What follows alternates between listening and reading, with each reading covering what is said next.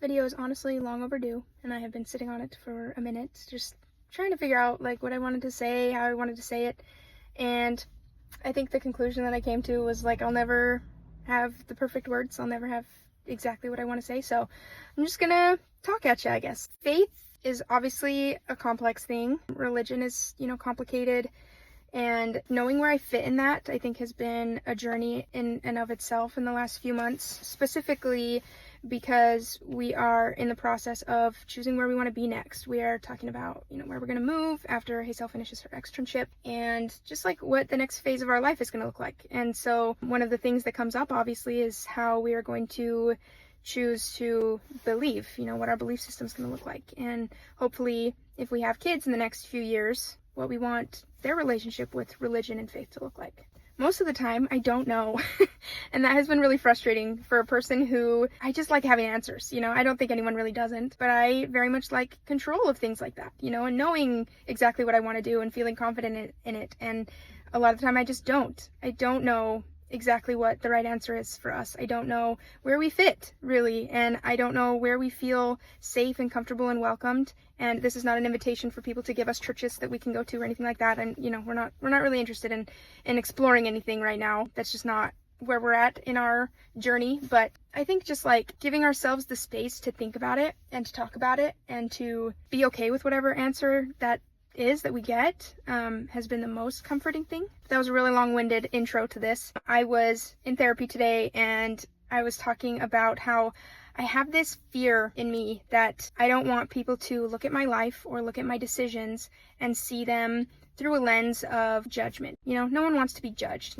And as I was talking through that, I realized, who can judge me based on my decisions being right or wrong?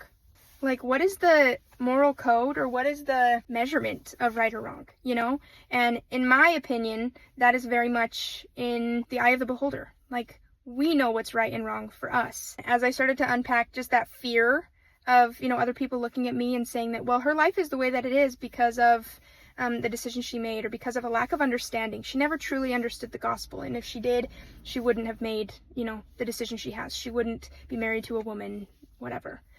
And I just think that it minimizes so much of my lived experience, and it minimizes so much of who I am as an individual, all of the education that I've had over the years, all of the growth that I've had to experience. I didn't choose it. I was forced into it.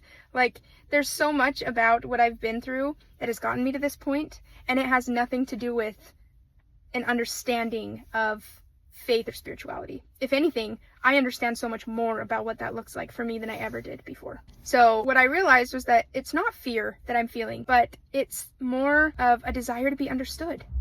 Everyone wants to be understood. Everyone wants to be seen and valued and recognized just because they are a human being who has an innate goodness and worth, and that is not determined by religious beliefs, spirituality, faith. It's not determined by any of those things. It's determined by the fact that we exist, and we just come into this existence with that goodness, with that worth. And that's been hard for me to separate because, growing up, I was taught that my worth was because I'm a child of God. And I still do believe that. Also, we can't use our faith to determine other people's worth. It can just be because they are a human being that exists on this earth and deserves to have a life that is exactly what they want, that meets their values, and that feels right for them, and that feels authentic and honest. Sometimes the life that we choose to live makes other people uncomfortable. And I've said this in other videos, and sometimes I have to remind myself of this, even though I think a lot of the time I'm pretty confident about it, but it is not our job to make people comfortable. Yeah, it's a hard thing to get behind. You want to make sure that other people agree with you, or you want to be validated, or you want to be recognized,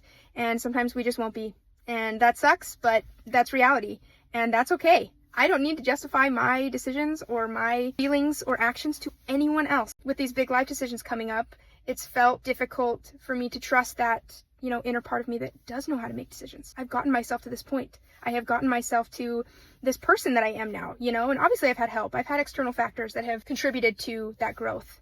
But so much of who I am is because I learned to listen to my inner voice and to recognize that didn't have to come from God or the Holy Ghost. Like, it could just be me. I don't need to pass that off to be from someone else. I am leaning into that right now, and I don't know what that looks like necessarily, but I think it is opening me up to different possibilities of what our future looks like, and what my future looks like, what my religious beliefs look like, and it feels really good.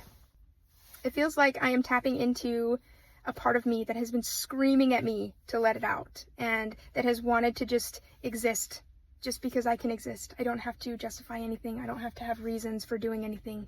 I can just be. I have so much in me, you know? Like, there is so much goodness that I can offer the world, and that is not determined by my religious beliefs or my spirituality. It's just because I am.